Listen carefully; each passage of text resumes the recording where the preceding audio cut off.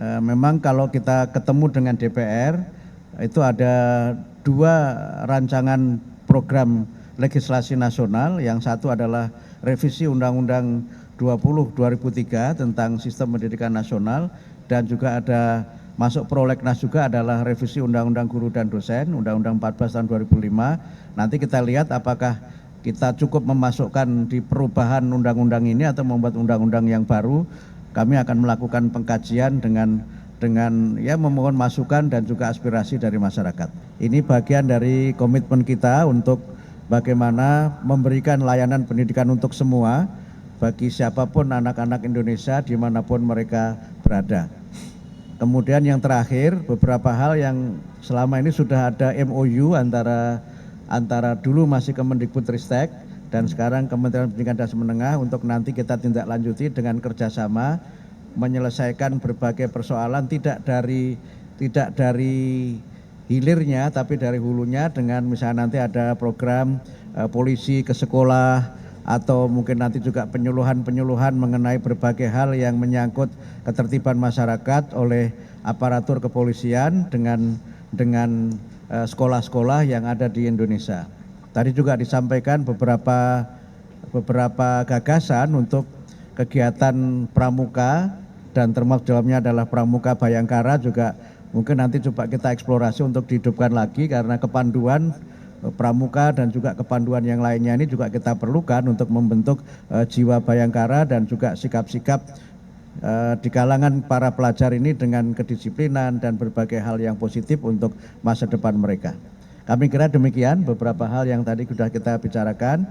Setelah ini nanti akan ada tindak lanjut dalam bentuk perjanjian kerjasama atau mungkin juga MOU, karena MOU yang lama sudah harus kita perbarui karena kementeriannya ganti begitu. Dan kemudian nanti perjanjian kerjasamanya akan lebih detail dibicarakan secara table to table antara Kementerian Pendidikan dan Menengah dengan Bapak Kapolri.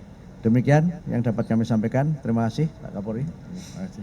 Cukup ya? Cukup ya? Ya.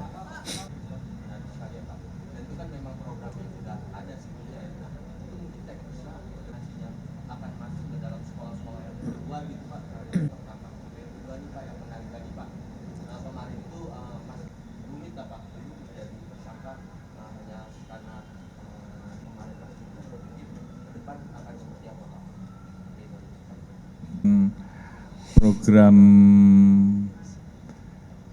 polisi mengajar. Bagaimana polisi ikut dalam kegiatan mendidik ya, utamanya di wilayah-wilayah seperti Papua yang tadi kita sampaikan. Memang kita sudah ada program polisi Piajar, polisi pergi mengajar. Biasanya itu dilakukan oleh anak-anak buah kita yang menjadi Babin Kamtimas atau menjadi anggota-anggota yang ada di wilayah Papua. Tadi sempat disampaikan bahwa kita saat ini sedang merekrut kurang lebih 2.600 orang asli Papua, yang tentunya ini akan sangat efektif apabila nanti pada saat mereka dikembalikan untuk berdinas di Papua, diberikan pembekalan untuk skill terkait dengan masalah bagaimana membantu program-program yang terkait dengan apa yang menjadi program dari Kementerian Pendidikan Dasar Menengah dalam hal keterampilan mengajar. Ini tentunya mungkin akan bisa jauh lebih efektif, dan sempat tadi kita diskusikan juga terkait dengan bagaimana penggunaan dana otonomi khusus yang bisa diarahkan untuk menjadi lebih tepat sasaran, karena memang di sana juga sebenarnya ada tenaga-tenaga pendidik dari orang asli Papua yang juga bisa dibiayai dengan biaya tersebut, sehingga kemudian bagaimana meningkatkan kualitas saudara-saudara kita terkait dengan masalah apa yang dibutuhkan itu betul-betul bisa berjalan. Kalau terkait dengan apa yang tadi disampaikan, tentunya ini yang tadi kita bicarakan di dalam rencana MOU dan perjanjian kerjasama untuk memberikan ruang mediasi atau restoratif justice terhadap pengaduan-kemaduan yang mungkin dilakukan oleh orang tua murid, yang tentunya kita harapkan bisa dimulai dengan proses mediasi terlebih dahulu, karena memang itu menjadi hal yang kita harapkan juga bisa membuat guru juga lebih nyaman terkait dengan program-program yang kaitannya dengan masalah pendisiplinan, dan ini memang butuh sosialisasi pada saat siswa masuk, program pendisiplinannya seperti apa disampaikan ke orang tua murid sehingga kemudian sama-sama bisa saling memahami. Kecuali hal-hal yang sifatnya menyimpang, tentunya hal tersebut tentunya menjadi concern yang berbeda. Terima kasih.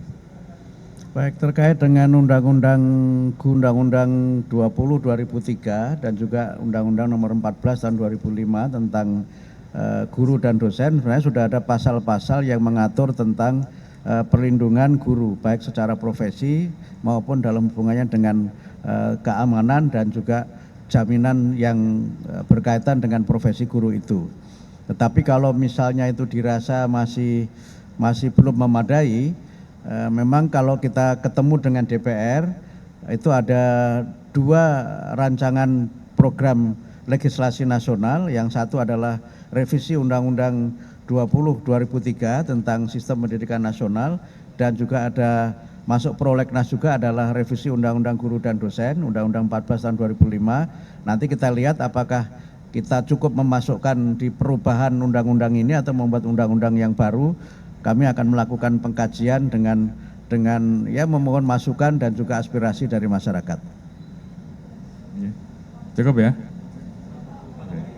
Bahwa kita akan melakukan kerjasama, apakah itu dalam bentuk kurikulum atau ekstrakurikuler, untuk melibatkan Polri, memberikan sosialisasi terkait dengan masalah potensi-potensi kejahatan yang bisa menimpa anak-anak di dunia pendidikan. Seperti tadi disampaikan, masalah judi online, masalah narkoba, masalah tawuran, yang mungkin ini juga menjadi salah satu fenomena, dan kemudian hal-hal lain. Dan ini tadi sudah kita diskusikan, nanti akan kita tuangkan di dalam PKS kita. Kemudian untuk hal-hal lain terkait dengan yang tadi disampaikan, terkait dengan masalah ada pengaduan di medsos, akan segera kita cek dan kita tindak lanjuti. Yang jelas kalau memang dia juga menjadi bagian korban atau karena tidak tahuan, tentunya kita akan mengambil langkah untuk bisa memberikan yang terbaik dan memberikan rasa keadilan. Kira itu. Cukup? Oh, gimana Pak? Ada murid yang dia melanggar aturan, dan mohon maaf misalnya mereka yang ada persoalan-persoalan menyangkut asusila dan sebagainya, itu cenderung dikeluarkan. Dan mereka ini kemudian dalam pengamatan kami itu menanggung 2 beban. Pertama adalah beban karena dia sudah dikeluarkan dari sekolah, yang kedua adalah beban bahwa dia juga punya masalah dengan apa yang terjadi pada dirinya, sehingga banyak kelompok-kelompok ini sebenarnya masih berusia muda, masih berusia remaja, dan masih dalam masa usia sekolah juga, sehingga mereka ini tidak mendapatkan layanan pendidikan karena sekolah formal tidak bisa menerima.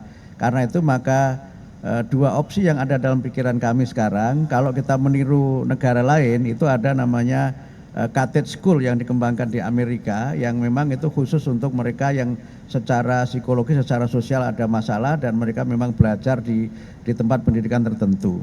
Kemudian yang kedua, kemungkinan juga bisa dengan pendekatan boarding, yang selama ini juga beberapa sudah ada dilakukan oleh beberapa organisasi kemasyarakatan.